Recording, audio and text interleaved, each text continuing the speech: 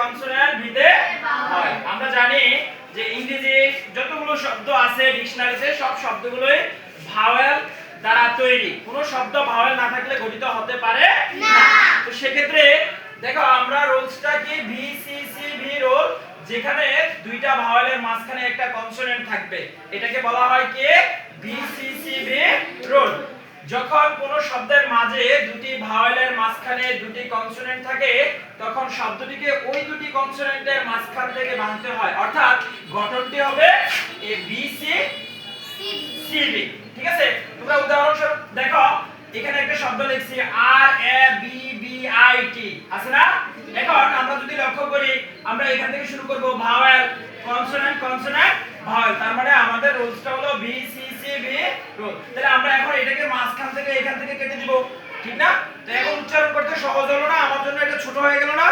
তো এখন আমি কি করব আর এ বি রে B I T bit rabbit, ঠিক না? তো দ্রুপ এখন দেখো এটা ভাওয়েল এটা কনসোনেন্ট এটা কনসোনেন্ট এটা ভাওয়েল, তাহলে আমি এখন কোথা থেকে কাটবো ঠিক এই মাঝখান থেকে কেটে দিব, তাই না? তাহলে আমার শব্দটা ভাঙতে সহজ হলো ডি ও সি ডক টি ও আর ডক। তাহলে এই সহজে এই পুরো ওয়ার্ডটার প্রনাউন্সিয়েশনটা কি হলো ডক্টর ডক্টর, তাই না? তো এখানে আরেকটা শব্দ দেখো যে এটা কি আছে ভি